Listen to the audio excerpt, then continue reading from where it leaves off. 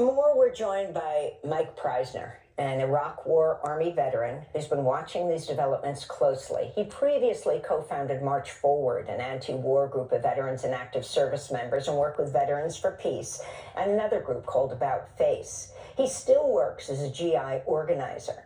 Michael Preisner joined the U.S. Army in 2001 when he was 17 and left the military in 2005. His company participated in the 2003 U.S. invasion of Iraq, where he served for a year.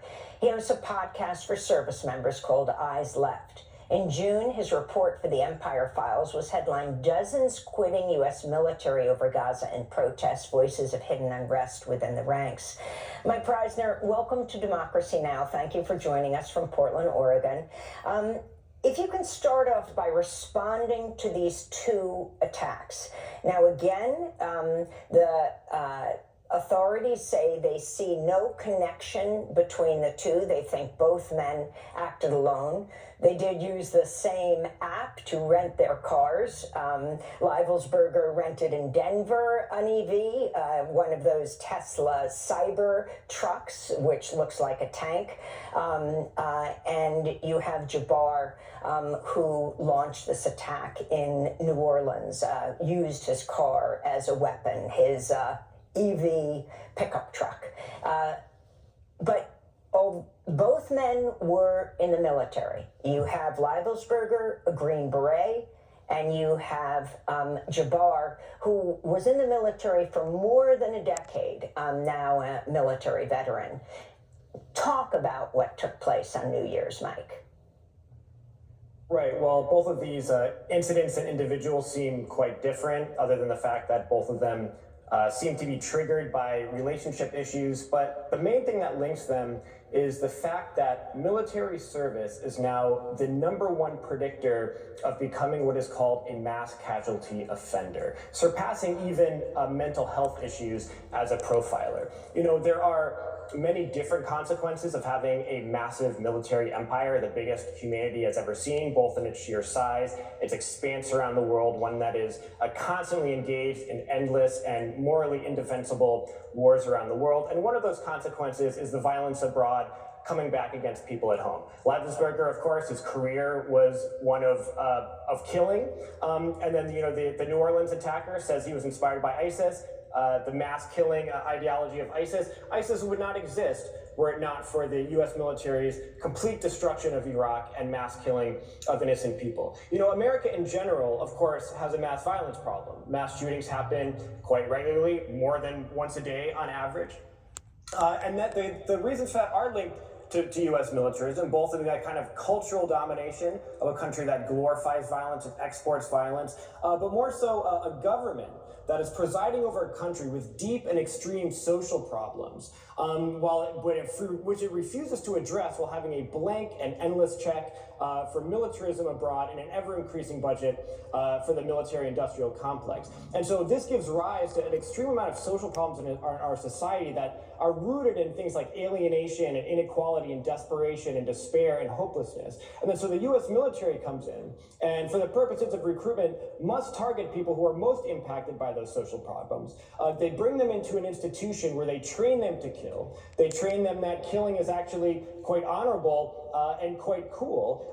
It sends many of those people to kill abroad. You know, it has a notoriously, very notorious for ruining people's mental health, and a mental health system that makes people's mental health problems even worse, and then spits them back out into a society where people find their lives harder than when they join. That's kind of why I think that has become a #1 predictor of becoming a mass casualty offender, is all of those consequences. And, you know, we look at Fort Bragg in particular. You mentioned both these people passed through Fort Bragg. You know, Fort Bragg was, for 2 decades, the hub of the global war on terror, in particular the special operations factor, which does some pretty dark stuff around the world. And so it's really no surprise that 2 of these people passed through this base, and that they are just joining a larger number of people from the military who end up carrying out acts of violence on others. A lot of these are turned inward, and there's, of course, an epidemic of suicide and drug addiction and alcohol addiction and overdoses and things like that. But of course, when you have a scenario like that in our society, some number of those people will instead of self-destruction, will move to the destruction of others, which is what we've seen with these two individuals. And again, Fort Bragg is now called Fort Liberty because Bragg was an enslaving Confederate general, Braxton Bragg, a Confederate officer in the U.S. Civil War, and like a number of bases, it has been renamed. You talk about the violence, also epidemic of violence against women on these bases. And it's always interesting in these mass casualty events, whether you're talking about a mass shooter in a school like Sandy Hook, to look at the attacker's relationship with women in the past. I mean, you had the Sandy Hook shooter killed his mother before, but often when domestic violence isn't taken seriously, you see the escalation of the violence, Mike. Absolutely. I mean, and this is a problem that's endemic to the military as well. I mean, Fort Liberty is high rates of domestic violence, of murders even. Seth Harp, who's another anti-Iraq war veteran, has also done really important work on this. And so, yes, I mean, there is, of course, many indicators. I mean, it comes back to this idea that we have this mass violence problem. There are many ways that the government could be stopping this, could be taking measures to get to the root of these things, but instead it just exacerbates them. And of course, the U.S. military is, there's so many cocktails in our society that allow these things to bubble over into violence against other people. The military is just, one of the stronger cocktails that exists. And let's talk about Leibelsberger, what we understand now happened. He's the Green Beret who drove that Cybertruck that blew up in front of the Trump Hotel in Las Vegas. Apparently, he died of a self-inflicted bullet wound. Can you talk about soldier suicides? Well, I mean, it's an epidemic, and it has been for a long time. I mean, it's something that, especially was exacerbated when the Iraq and Afghanistan wars began. You have people like Leibelsberger who, deployed many, many, many times in special operations. He no doubt was involved in things that involved in killing all over the world. But the way that the military historically, and from my own experience, being in touch with so many service members who were struggling against this, the military's policy when it comes to mental health and suicide and things like that is to maintain the fighting force. And so the goal of the U.S. military when they're dealing with this epidemic within their ranks is to keep the fighting force active and keeping people deploying and things like that. And that's what we saw throughout the wars in Iraq and Afghanistan. And so, of course, there's a great deal of this in society writ large. But in the military in particular, so Leibelsberger, who injured many people and could have killed some people as well. And so, on face value, it looks like, he's just another statistic of someone from special operations or the military in general that killed themselves, but, was doing it in this kind of spectacular way. Went out with a bang, which, with our corporate media that sensationalizes so many of these incidents, maybe was inspired to do something that, made a scene or something like that. But I think the suicide is, of course, a major problem in the military and in our society for the reasons that I mentioned earlier. And that, there's going to be some layer of those people that, want to turn that violence on other people as well as themselves. An article in the Washington Post from about, a month ago is headlined, "Trump could hobble renewed fight against domestic terrorism. Analysts warned." Now, this is really interesting. I remember when Obama came to office and there was a report on domestic terrorism, especially right-wing terrorism in the military. He was pressured not to have that report released. This is an ongoing issue. Then you have the misinformation that Fox put out on New Year's Day saying that the truck that was rented came over. This is the truck in New Orleans that Jabbar used, came over the border in the last 2 days. It was not minutes later that Trump didn't post on Truth Social that finally people have to accept that people who come from outside this country are more of a threat than people who are born here. And he attributed the minimizing of foreign threat to Democrats and the fake news media. Of course, he was wrong about this, and Jabbar was a U.S.-born, U.S. citizen, served in the military for more than 10 years. Mike.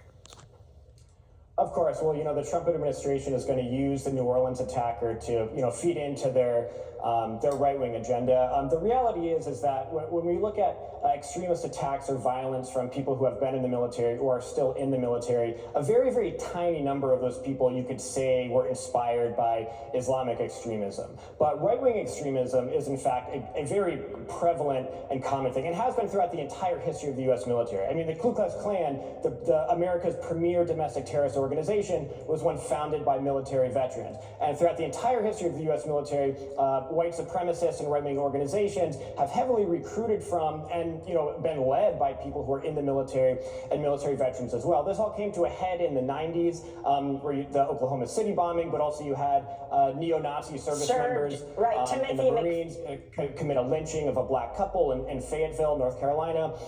And then so there was this brief period of crackdown of the military on right-wing extremism, but when the Iraq War started going very badly and they needed bodies to continue to go to the Iraq War, they completely removed the restrictions on this kind of thing. And then, which has been exposed by many journalists, were knowingly bringing in right-wing extremists, some of whom were going into the military specifically to get training to bring back out into their organizations. And so today we have many far-right organizations like Atomwaffen Division, Identity Europa, Patriot Front. People have some of those organizations founded by veterans, but also who recruit heavily from the military and veterans as well. Like leaked documents from Patriot Front show that more than 20% of their applicants are young veterans or people who are still in the military.